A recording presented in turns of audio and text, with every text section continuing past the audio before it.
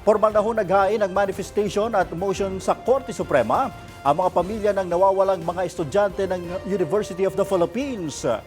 Ito'y matapos makatanggap ng impormasyon na si dating Major General Jovito Palparan na nahatulan ng guilty sa kasong kidnapping at serious illegal detention ay inilipat na umano sa Philippine Military Academy sa Baguio City.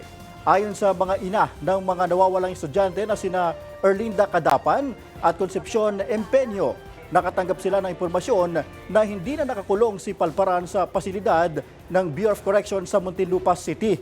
Kasabay ng paghahain po ng manifestation at motion, nagsagawa rin ng kilos protesta sa harap ng Korte Suprema ang mga pamilya kasama ang National Union of People's Lawyers at iba pang grupo.